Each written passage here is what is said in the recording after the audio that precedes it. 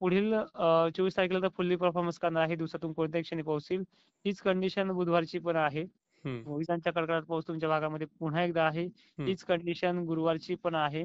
याही तारखेला तुमच्याकडे पाऊस आहे. हम्म. 27, 28 थोडा आकडता घेईल. हम्म. कमी कमी होत जाईल, पण इतकाही कमी होणार नाहीये. हो. म्हणजे अशा प्रकारचं आहे. तर 5-6 2-3 ऑक्टोबर पासून जो पाऊस येणार आहे, हा हा हा. पाऊस खूप भयंकर आहे. गरमीची लेव्हल याच्यामध्ये पुन्हा याच्यापेक्षाही जास्त वाढणार आहे. हम्म. हम्म. त्यामुळे त्यातही विजा आहेत. एकंदरीत 6 तारखेपर्यंत किंवा 4 तारखेपर्यंत तरी विजांचा धोका आहे आणि पावसाचा 6 तारखेपर्यंत आहे.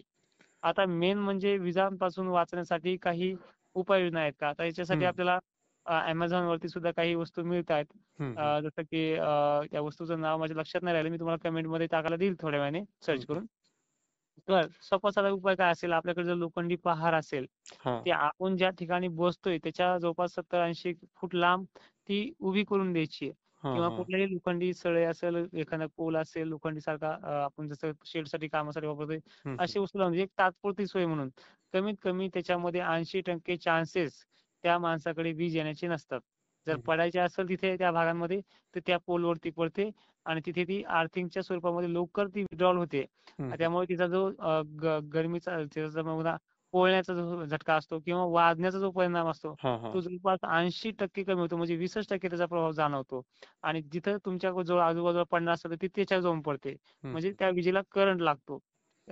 सॉरी अर्थिंग लागते. अर्थिंग. याचा हा प्रकार आहे.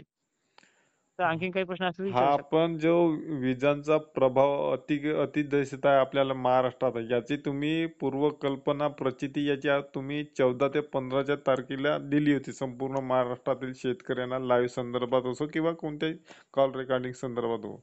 त्याचा नक्कीच. 22 ते 23 तारखेला इतकी भयानक म्हणजे परिस्थिती निर्माण झाली आहे आता, का या विजांच्या धोकाची, कधी कुठं पडेल याची काही शाश्वती नाही.